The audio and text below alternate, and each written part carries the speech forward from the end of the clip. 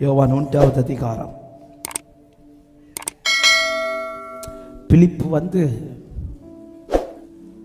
வேதத்தில் கண்ட கிறிஸ்துவை குறித்து பேசிக் கொண்டிருக்கும் போது 46வது வசனம் இப்படி சொல்லப்படுகிறது. அதற்கு நாத்தான்வேல், நாசரேத்திலிருந்து யாதொரு நன்மை உண்டாக கூடுமா என்றான். அந்த கேள்வியிலேயே அந்த நாசரேத்தை குறித்து தெளிவாய் தெரிகிறது. நாசரேத்திலிருந்து நன்மை உண்டாக கூடுமா என்று கேட்கிறதற்கும் நாசரேத்திலிருந்து யாதொரு நன்மை உண்டாக கூடுமா என்று கேட்பதற்கும் வித்தியாசம் இருக்கிறது. நாசரேத்திலிருந்து நன்மை உண்டாக கூடுமா என்று கேட்கிற கேள்வியில் ஒரு ஹோப் இருக்கு, ஏதோ ஒரு நன்மை நடக்கும். யாதொரு நன்மை உண்டாக கூடுமா என்றால் நாசரேத்தை குறித்து எந்த ஒரு ஹோப்புமே கிடையாது, எந்த ஒரு ஹோப்புமே கிடையாது. ஆமா, ஜீரோ ஹோப், நடக்கிறதுக்கு வாய்ப்பே கிடையாது. நாத்தான்வேல் கேட்கிறார், யாதொரு நன்மை உண்டாக கூடுமா? அப்பொழுதுதான் பிலிப்பு சொல்லுகிறார், வந்து பாரு. ஆமே, இன்னைக்கு போய் சொல்லுங்க, வந்து பாருங்க. ஆமே, வந்து பாரு என்று சொன்ன உடனே நாத்தான்வேல் எதை பார்க்கிறான்? 47வது வசனத்தில் இயேசு நாத்தான்வேலை தம்மிடத்தில் வர கண்டு அவனை நோக்கி பேச துவங்குகிறார். அப்போ வந்தவன் எதை பார்க்கிறான் என்றால் இயேசுவை பார்க்கிறான். எத்தனை பேர் விசுவாசிக்கிறீங்க? என்னை ஏன் இந்த நிலைமைக்கு கர்த்தர் கொண்டு வந்தார் என்றால், என்னிலே கர்த்தர் செய்ய போகிற கிரியையிலே பார்க்கிறவர்கள் என்னை அல்ல, என் நன்மையை அல்ல, கிறிஸ்துவை காண போகிறார்கள் என்று நம்புற தேவ பிள்ளைங்க நல்ல கைகளை தட்டி ஆமென் என்று சொல்லுங்க பார்க்கலாம். ஆமென், ஆமென், ஹalleluya, ஆமென். நாசரேத்திலிருந்து நன்மை உண்டாகுமோ, யாதொரு நன்மை உண்டாகுமோ என்று கேள்வி கேட்டு பிலிப்பு சொல்லுகிறார், வந்து பாரு, நன்மை உண்டாயிருக்கிறது. இந்த வார்த்தையை கேட்டு நாத்தான்வேல் வந்த உடனே யாரை முதல்ல சந்திக்கிறார் என்றால், நன்மை உண்டாக காரணமானவரை சந்திக்கிறான். இயேசுவின் நாமத்தில் எல்லார் வாழ்க்கையில எப்படி நடந்துச்சோ தெரியல, என்ன நடந்துச்சோ தெரியல, ஆனா உங்க வாழ்க்கையில நடக்க போறதுக்கு வித்தியாசம் உண்டு. உங்க வாழ்க்கையில நடக்க போறதுக்கு வித்தியாசம் உண்டு. இயேசுவின் நாமத்தில் இந்த வார்த்தை சில உள்ளத்தோடு ஆண்டவர் பேசுகிறார். இதற்காகவே கர்த்தர் உன்னை சில காலம் காத்திருக்க பண்ணினார். ஆமென். ஏன் ஆண்டவரே, எந்த ஒரு நன்மை உண்டாகாத சூழ்நிலையில, எந்த ஒரு நன்மை உண்டாகாத நிலைமைக்கு என்ன கொண்டு வர காரணம் என்ன? எப்பா, உன் வாழ்க்கையில் நான் செய்ய போகிற நன்மைக்கு வித்தியாசம் உண்டு. ஆமென். நேற்றைக்கும் இந்த வார்த்தையை கொஞ்சம் பேசினேன். லாசரு வீட்டில் ஏன் ஆண்டவர் 4 நாள் எடுத்தீங்க? ஏன் 4 நாள்னா, யூதர்களுக்கு ஒரு வழக்கம் உண்டு, ஒரு நம்பிக்கை உண்டு. என்ன நம்பிக்கைனா, ஒருவன் மரித்த பிறகு அவனுடைய ஆவி 3 நாட்களாய் அவன் கல்லறையை சுத்திட்டே இருக்கும்ட்டு ஒரு நம்பிக்கை உண்டு. ஆண்டவர் அதையும் தவிடுபொடியாக்கிட்டார். ஒருவேளை மரித்த அன்னைக்கே வந்தோ அல்லது 2 நாள் தாண்டி வந்தோ ஆண்டவர் செய்திருப்பார். ஆனால் அவங்க என்ன நம்பியிருப்பாங்க தெரியுமா? ஆவி இங்கே தான் சுத்திட்டு இருந்துச்சு, அதை பிடிச்சு இறக்கி விட்டுட்டாரு. ஆமா, அதனாலதான் மார்த்தாள் சொல்றாங்க, ஆண்டவரே 4 நாள் ஆயிட்டே. ஆண்டவரே, நேற்றுக்கு வந்திருந்தீங்கன்னா ஒரு ஹோப் இருக்கு, ஆண்டவரே முந்தா நேரத்து வந்திருந்தீங்கன்னா ஒரு நம்பிக்கை இருக்கு. இன்னைக்கு எந்த ஹோப்புமே இல்லை, ஆவி போயிருக்குமே ஆண்டவரே. ஆமே, ஏன் ஆண்டவரே? இது ரொம்ப சிந்திக்க வைத்தது. யவீரு வீட்டுல இருந்து காலை பிடிச்சி, யவீரு யாருன்னே தெரியாது அவருக்கு. மார்த்தாள் மரியாள் லாசரு ஆல்ரெடி அவங்க வீட்டுக்கு ஆண்டவர் போயிருக்கிறார்.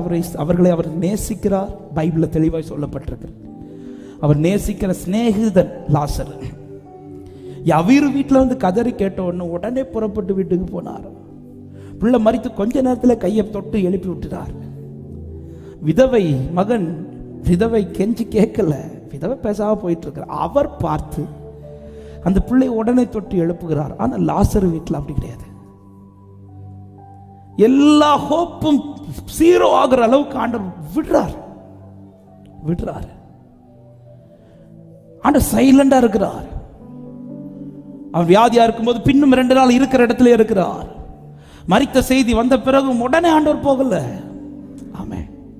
3 நாள் தாண்டி எல்லா ஹோப்பும் ஜீரோ ஆகி, அவங்களுடைய ஹோப்பும் போச்சு, சுத்தி இருந்தவங்க ஹோப்பும். இது ஏதோ ஒரு வீட்டுக்கு அவர் செய்திருந்தா ஓகே, எங்க வீட்டுக்கு ஆண்டவர் இது செஞ்சீங்க? உங்களை தினமும் தேடுறவ, உங்களை ரொம்ப நேசிக்கிறவ, உங்களுடைய சிநேகிதன் என்று அழைக்கப்பட்ட வாழ்க்கை, இவங்க வாழ்க்கையில் ஏன் ஆண்டவர் இப்படி செஞ்சீங்க? ஆமென். எல்லார் வாழ்க்கையிலும் செய்யறதற்கும் இவங்க வாழ்க்கையில் செய்ததற்கும் வித்தியாசம் உண்டு.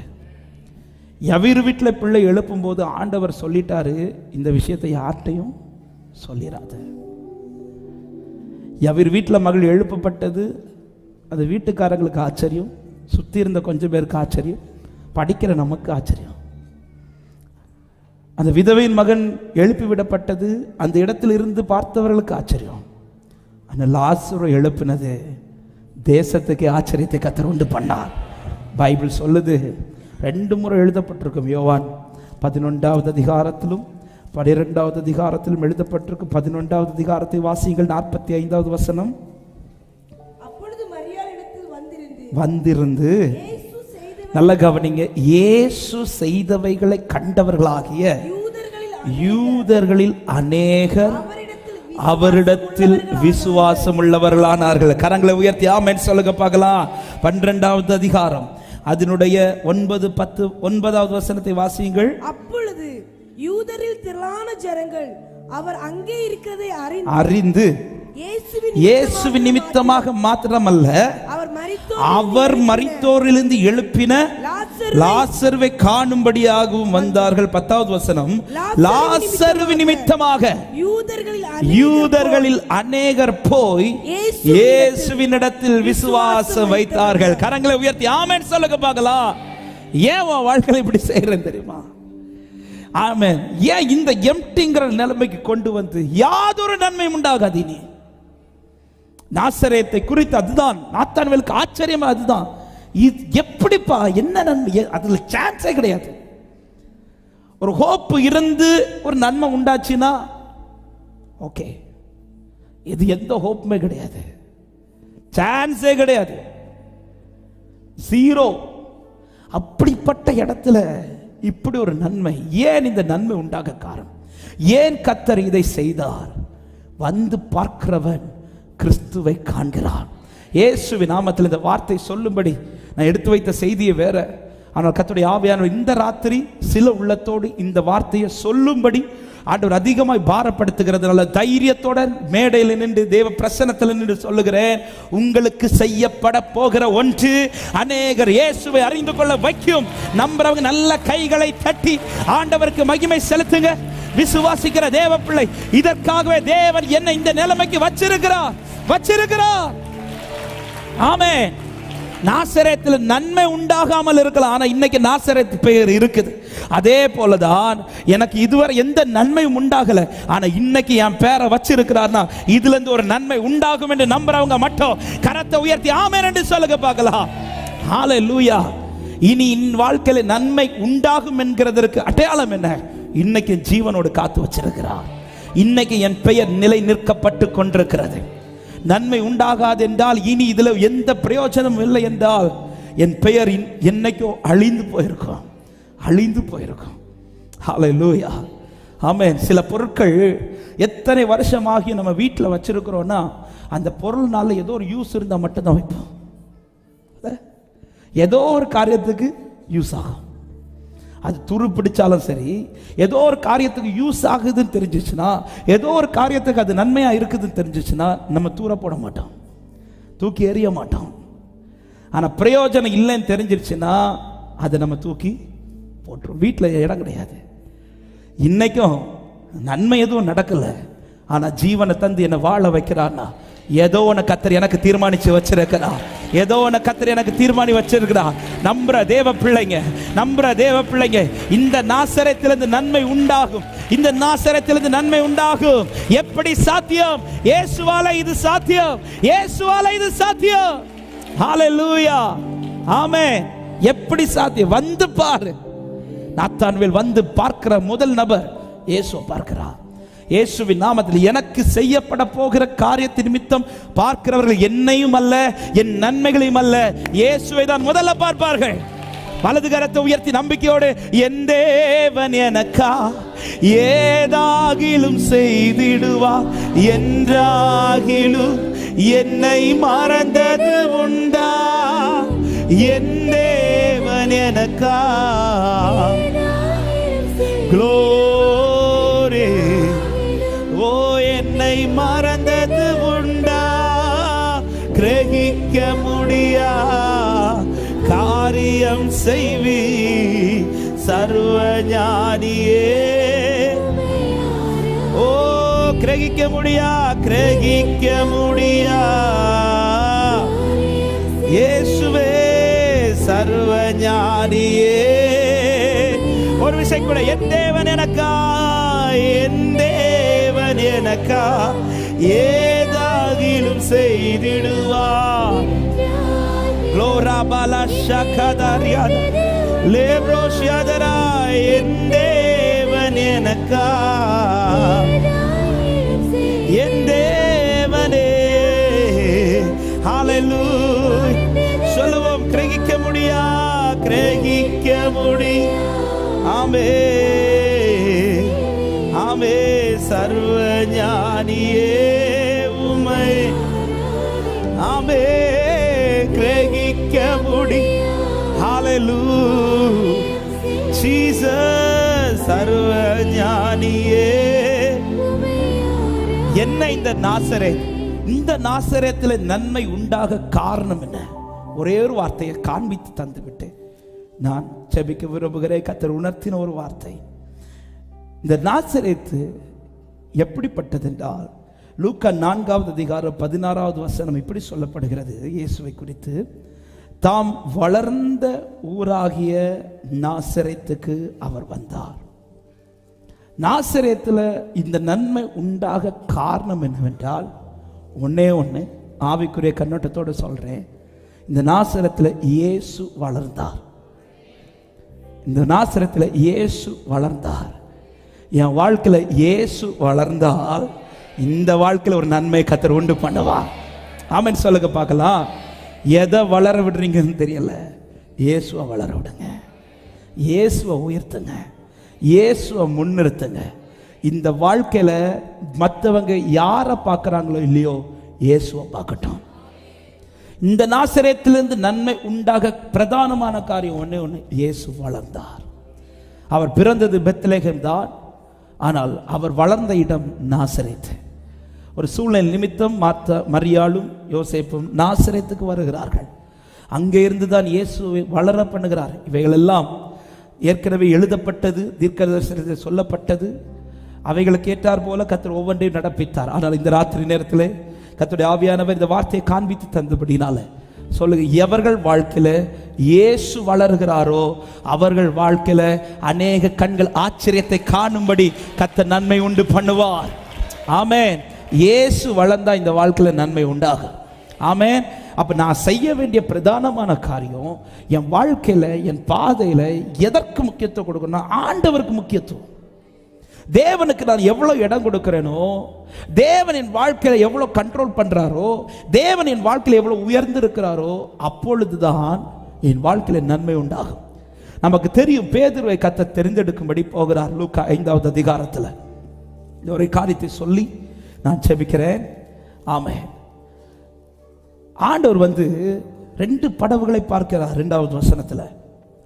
3வது வசனத்தில் சொல்லப்படுகிறது, அப்பொழுது அந்த படவுகளில் ஒன்றில் ஏறினார், அது சீமோனுடையதாக இருந்தது. அதை கரையில் இருந்து சற்றே தள்ளும்படி அவனை கேட்டுக்கொண்டு அந்த படவில் உட்கார்ந்தார்.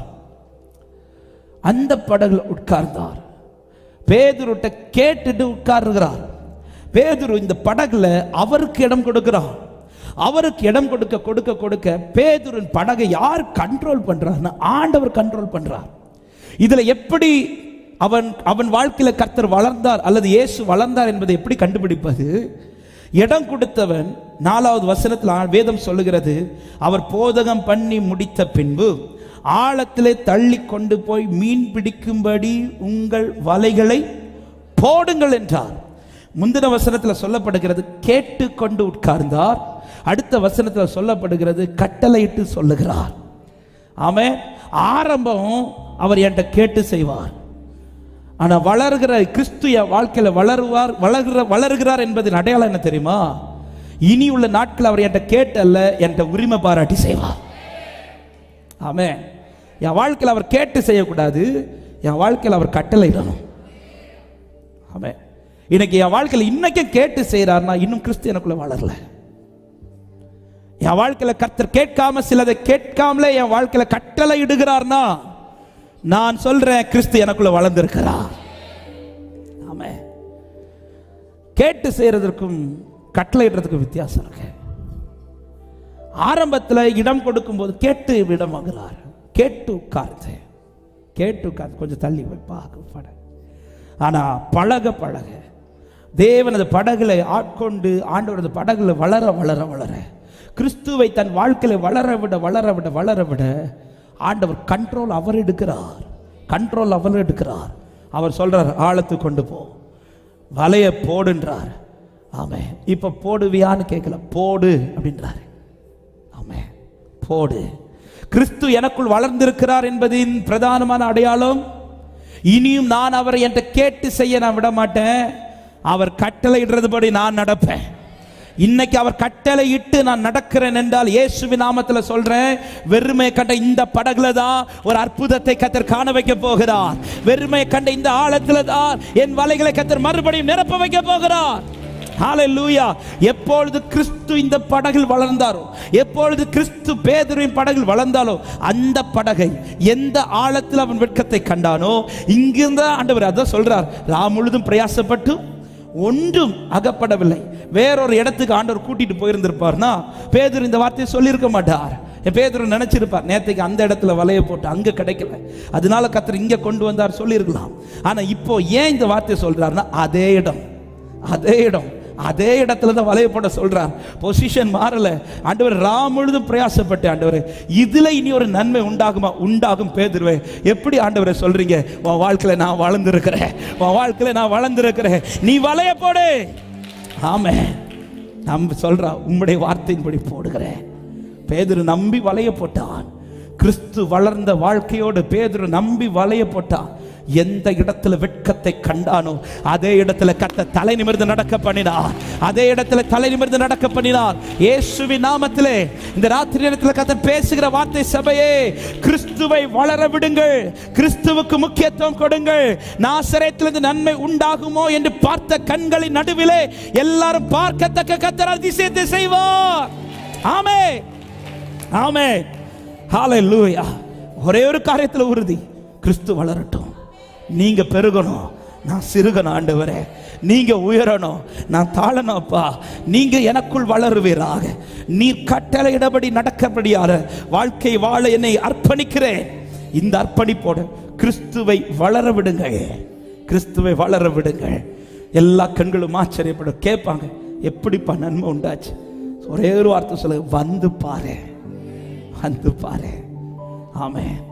என் வாழ்க்கையில கிறிஸ்து எவ்வளவு வளருகிறாரோ, அதனாலதான் யோபுட்ட ஒரு வார்த்தை எலிப்பா சொல்லுவார், நமக்கு தெரிந்த வார்த்தை, யோபு 22-21 நினைக்கிறேன். நீர் அவரோட பழகி சமாதானமாயிரும், அப்போ அதனால் உமக்கு நன்மை வரும். அவன் அவரோடு உள்ள பழக்கம், அவரோடு உள்ள உறவு, அவர் உன் வாழ்க்கையில எவ்வளவு வளருகிறாரோ அதனால உனக்கு நன்மை உண்டாகி கொண்டே இருக்கும். அதனால உங்களுக்கு நன்மை உண்டாகி கொண்டே இருக்கும். ஆமே, நாசரேத்திலிருந்து நன்மை உண்டாகுமா? உண்டாச்சுப்பா, வந்து பாரு. எப்படி உண்டாச்சு? அங்கே கிறிஸ்து வளர்ந்தார். ஆமே, அநேகர் வாழ்க்கையில பிறந்துட்டாரு, ஆனா வளரல. பிறந்த சந்தோஷம் இருக்கிறது, ரட்சிப்பின் சந்தோஷம். ஆனா ஒரு நன்மை எடுத்து காண்பிப்பதற்கு ஒண்ணுமே இல்லை. ஏன்? கிறிஸ்து வளரல. கிறிஸ்து வளர்ந்தால் நன்மையை பார்ப்பார்கள். கிறிஸ்து வளர்ந்தால் இந்த நாசரேத்தில் வித்தியாசத்தை காண்பார்கள். கிறிஸ்து வளர்ந்தால் இந்த நாசரேத்தை எல்லாரும் ஆச்சரியமாய் பார்ப்பார்கள். கிறிஸ்து வளர்ந்தால் இந்த நாசரேத்து தான் அநேகருக்கு சாட்சியாய் மாறும்.